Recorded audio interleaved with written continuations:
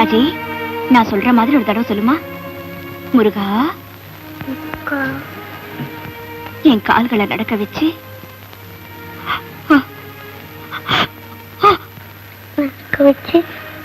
கைகளை விளங்க வச்சு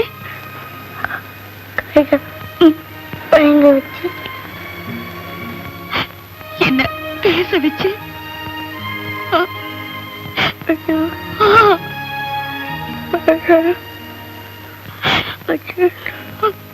என்னையும் வாழவை முருகா.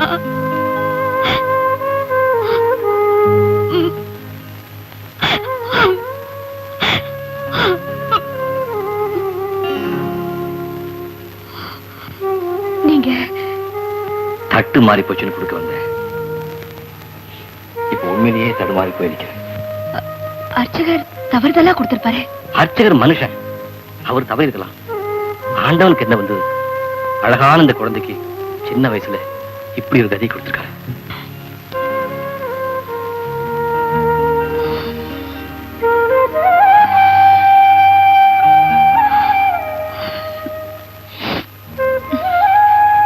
இந்தாங்க உங்க தட்டு.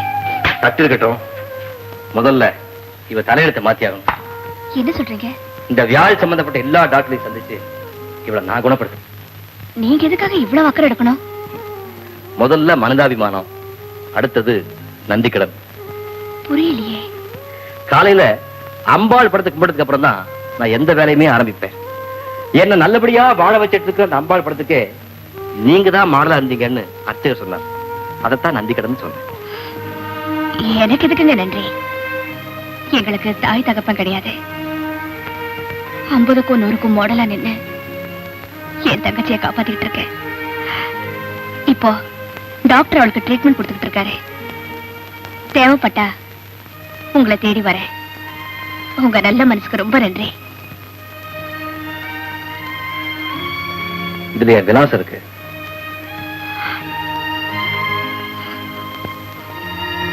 உங்க அர்ச்சனை தட்டு பரவாயில்லைங்க. இந்த குழந்தைக்கு எந்த உதவி செய்யறதுக்கு நானும் ஒருத்தர் கேட்கற ஞாபகப்படுத்த அந்த தட்டு இங்கே இருக்கட்டும். வியாதி குழந்தைய வச்சு அந்த பொண்ணை புடிச்சிட்ட.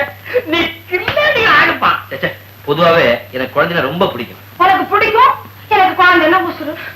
சீக்கிரமே உங்களுக்கு குழந்தை பாக்கி உண்டாகணும்னு என் குலதெய்வம் மாரியம்மன் வேண்டிக்கிறேன். நம்ம குலதெய்வம் சங்கிலி கருப்பனுக்கு பொங்கல் வைக்கணும், படையல் படைக்கணும்னு கேட்டே.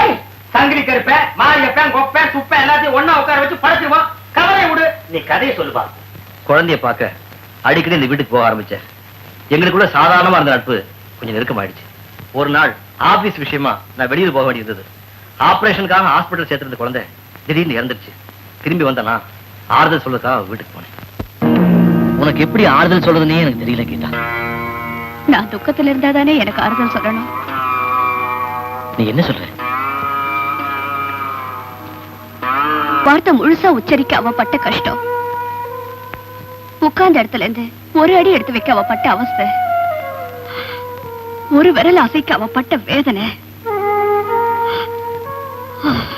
இதையெல்லாம் பார்த்த பிறகு இந்த உயிரை மாச்சிக்கலான்னு எத்தனையோ தடவை நானும் நினைச்சேன். அந்த சிரமம் உனக்கு இருக்குன்னு அவளே போய் சேர்ந்துட்டா.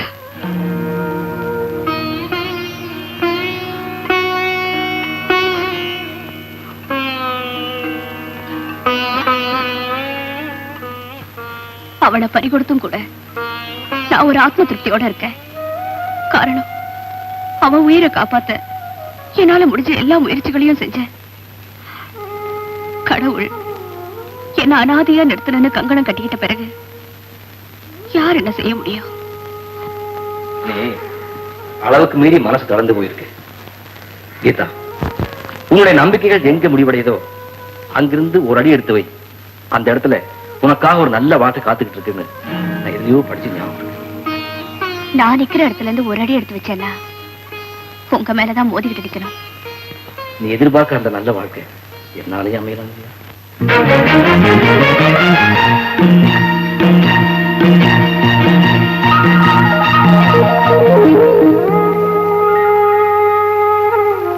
கீதா, எனக்கு மனைவியா வரப்போறவ எப்படி இருக்கணும்னு நான் ஒரு இலக்கணம் வச்சு வச்சிருந்தேன். அந்த இலக்கணத்தை எந்த இடத்துலயும் மீறாத ஒரு அழகான கவிதையா நான் உன்னை பார்க்கிறேன். நீங்க நினைக்கிறது தப்பு. இந்த கவிதையிலும் இலக்கண பிழை இருக்குங்க. அத பத்தி எனக்கு கவலை இல்லை.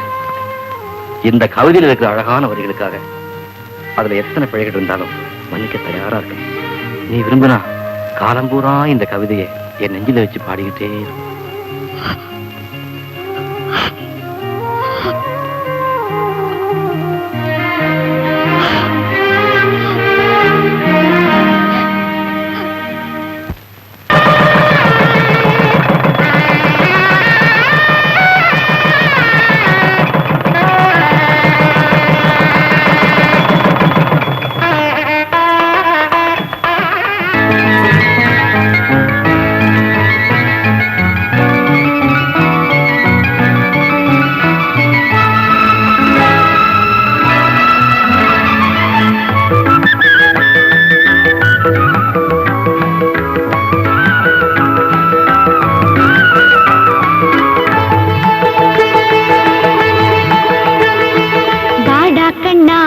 हरि हरि गोकुल कृष्णा वाडा कण्णा हरि हरि गोकुल कृष्णा उन मंगै உள்ளம்தான் ஒரு கங்கை வெள்ளம்தான் உன் மங்கை உள்ளம்தான் ஒரு கங்கை வெள்ளம்தான் நீ நீண்ட வந்தாயோ என்னை ஏண்ட வந்தாயோ நீ நீண்ட வந்தாயோ என்னை ஏண்ட வந்தாயோ சிரிப்புவா வந்தது பொன்னா மின்னது வாவா என்றது வந்தால் நல்லது ஒரே சந்தோஷம் வாடி பாமா ஹர ஹர சத்திய பாமா வாடி பாமா ஹர ஹர சத்திய பாமா உன் கண்ணன் நெஞ்சம் தான் மலர் கொஞ்சம் மஞ்சள் தான் உன் கண்ணன் நெஞ்சம் தான் மலர் கொஞ்சம் மஞ்சள் தான் நீ நாடி வந்தாயோ நிழல் தேடி வந்தாயோ நீ நாடி வந்தாயோ நிழல் தேடி வந்தாயோ இளமானா வந்தது மீனா துள்ளுது தானா வந்தது தேனா பொங்குது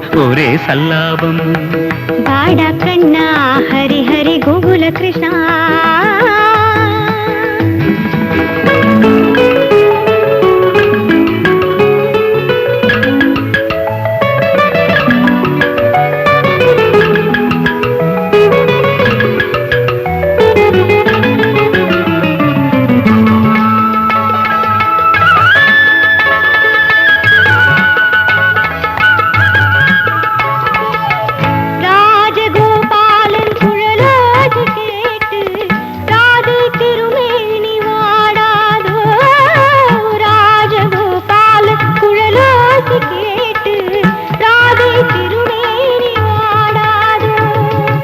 காதல் ரீங்காரம் கலையாத வீணை கண்ணன் விரல் நீட்ட வாராதோ காதல் ரீங்காரம் கலையாத வீணை கண்ணன் விரல் நீட்ட வாராதோ ராகம் வந்தது நாதா என்றது நாதம் வந்தது ஒரே சங்கீதம் வாடா கண்ணா ஹரி ஹரி கோகுல கிருஷ்ணா உன் மங்கை உள்ளம்தான் ஒரு கங்கை வெள்ளம்தான் நீ நீண்ட வந்தாயோ என்னை ஏண்ட வந்தாயோ சிரிப்புவா வந்தது பொன்னா மின்னது வாவா என்றது வந்தால் நல்லது ஒரே சந்தோஷம் வாடி பாமா ஹர ஹர சத்திய பாமா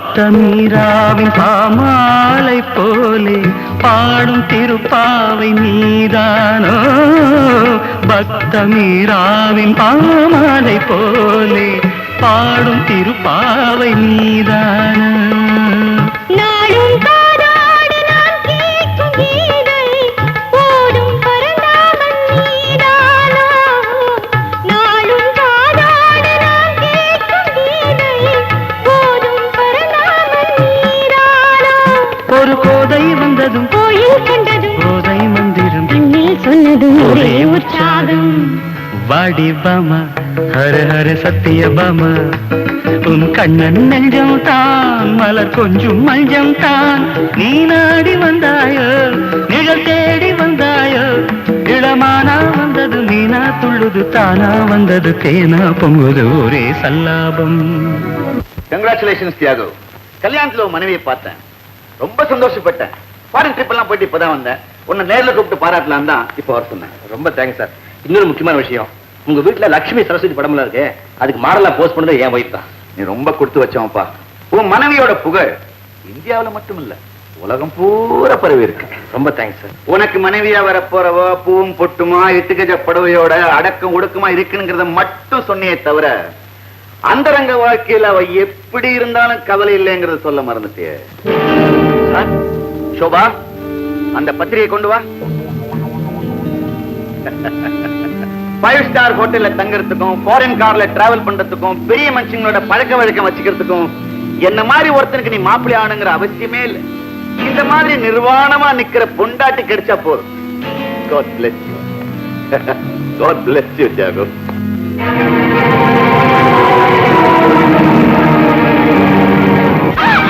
வேணாங்க, நான் சொல்றத கொஞ்சம் கேளுங்க. மறுபடியும் சொல்றேன், எல்லாத்தையும் அவுத்தறிஞ்சிட்டு இந்த படத்துல இந்த மாதிரி நில்லு. அவசரப்படாதீங்க, நான் சொல்றத கொஞ்சம் அமைதியா கேளுங்க.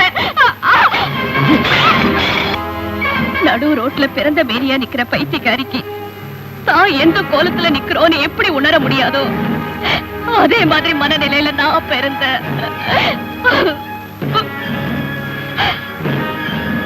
என் தங்கச்சி ஆஸ்பத்திரியில சேர்த்து அவ உயிரை காப்பாத்த படாத பாடு பட்டுக்கிட்டு இருந்தப்போ டாக்டர் 10,000 ரூபாய் இருந்தாதான் அவ உயிரை காப்பாத்த முடியும்னு சொன்னாரு. பணத்துக்காக நான் அலைஞ்சப்போ இப்படி ஒரு படம் எடுக்க அனுமதி கொடுத்தா பணம் கிடைக்கும்னு சொன்னாங்க. எல்லா உணர்வுகளும் மறத்து போன நிலையில என் தங்கச்சிய மரணத்துல இருந்து காப்பாத்தணுங்கிற ஒரே நல்லெண்ணத்துலதான் எங்க நிக்கிறோம், எப்படி நிக்கிறோம், எந்த நினைவுமே இல்லாம ஒரு கனவுல நடந்த மாதிரி நடந்து போச்சுங்க. அதை ஏன் என்கிட்ட சொல்லல? சொல்லணும்னு தாங்க நினைச்சேன். சொன்னா என்ன ஆகுமோன்னு பயந்துட்டேன். சத்தியமா சொல்றேங்க, திட்டம் போட்டு நான் இதை உங்ககிட்ட மறைக்கவும் இல்ல, சுய உணர்வோட நான் அப்படி நிக்கவும் இல்ல. ஊர்ல குறிஞ்சதுல நிமிராதவன் பேர் எடுத்த எனக்கு இனி எப்பவுமே நிமிர முடியாத நிலைமை ஏற்பட்டுடுச்சு.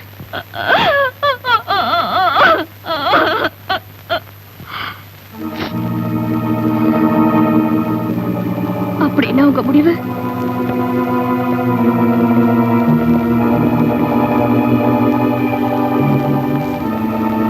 டைவர்ஸ். அப்புறம் என்னாச்சு? அப்புறம் என்ன, கோர்ட்ல விவாகரத்துன்னு முடிவாயிடுச்சு. மாசம் 150 ரூபாய் ஜீவனாம்சம் கொடுக்க சொன்னாங்க, கொடுத்துக்கிட்டு இருக்கேன். ஓஹோ, அந்த பணத்தை நீ என்கிட்ட வந்து வாங்கிக்க சொன்னியா? ஆமா, இதுக்கடையில என் முதலாளியோட தங்கச்சின்னு சொல்லி அவள மாதிரியே ஒருத்தி அங்க நுழைஞ்சிருக்கா. அவ உண்மையிலேயே என் முதலாளியோட தங்கச்சி தானா இல்ல என் பொண்டாட்டி அங்க போய் வேஷம் போட்டிருக்காளான்னு தெரியாம குழம்பிக்கிட்டு இருக்கேன். இதுல குழப்பமே தேவையில்லை. நிச்சயமா அவன் பொண்டாட்டிதான், ஏதோ திட்டம் போட்டு தான் இங்க வந்திருக்கான். இந்த ஆளு முதலாளி, இவர் சம்சாரத்துக்கு என்ன மாமனா மச்சானா? கண்டிப்பா அந்த பொண்ணு பொண்டாட்டியா இருக்க முடியாது. தங்கச்சி தான். இல்ல பொண்டாட்டிதான். ஏய், தங்கச்சி தான். பொண்டாட்டிதான். எதை வச்சு நீ பொண்டாட்டின்னு சொல்ற? ஒரே மாதிரி 2 பேர் இருக்கிறது நம்ப முடியாத விஷயம். ஏன் நம்ப முடியாது? ஒரே மாதிரி ரெட்டப்பிறவிங்க இருக்கிறது இல்ல? அண்ணன் தம்பி அக்கா தங்கச்சி அப்படி இருக்கலாம் இல்லையா? அது கூட பிறந்த பொறப்பியா? யாரு கண்டா? இவர் சம்சாரத்தோட அப்பா ஒரு காலத்துல அந்த முதலாளி வீட்டு பக்கமா போய் மேய்ஞ்சிருக்கலாம் இல்லையா? அடடா, நிறுத்துங்க. என் முதலாளிக்கு புரிவேன் கோட்டையம், என் பொஞ்சாதிக்கு புரிவேன் திருச்சி. என் முதலாளியோட தங்கச்சிக்கு சுட்டு போட்டாலும் தமிழ் வராது, என் பொஞ்சாதிக்கு சுட்டு போட்டாலும் மலையாளம் வராது. வந்திருக்கிறவா மலையாளத்துல பிறந்து கட்டுறான். என் பொண்டாட்டிக்கு கோபம் வந்தாலும் சரி, குஷி வந்தாலும் சரி, என்ன தடையன்னு தான் சொல்லுவா. அது அவ தாய்மொழி. அதே மாதிரி ஒரு பொண்ணுக்கு ஆபத்தோ ஆவேசமோ வரும்போது தன் தாய்மொழியில கத்துவா. நீ என்ன பண்ற? வீட்டுக்கு அந்த பொண்ணுக்கு ஏதாவது ஆபத்தை உண்டு பண்ற. அவன் மலையாளத்துல கத்துனான்னா உன் முதலாளியோட தங்கச்சி, தமிழ்ல அலர்னான்னா உன் பொண்டாட்டி. எப்படிமா என் யோசனை? ஐயோ ஜோசியம், நீ உருப்படியே சொன்ன ஒரே யோசனை இதுதான். நான் வரேன். பாத்தியா, என்ன பத்தி அவர் என்ன சொல்லிட்டு போனார்? கடவுள் உனக்கு பெருசா மூளையை கொடுத்துருக்கானே தவிர. சரி, அதை விடு. அந்த பொண்ணை பத்தி என்ன விஷயம்? நிச்சயமா அந்த பொண்ணு முதலாளியோட தங்கச்சி தான். இல்ல பொண்டாட்டி தான். என்ன பந்தயம் கட்டுற? பொண்டாட்டியா இருந்தா நான் மொட்டை அடிச்சுக்கிறேன், தங்கச்சியா இருந்தா நான் மொட்டை அடிச்சுக்கிறேன்.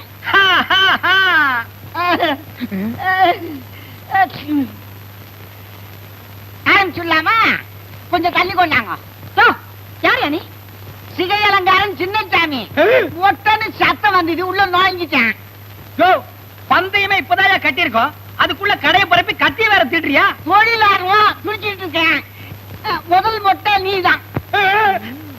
சிகை அலங்காரம் தேவைப்படும் போது சொல்லி அனுப்புறோம், அப்ப வந்து நீங்க கை வச்சா போதும்.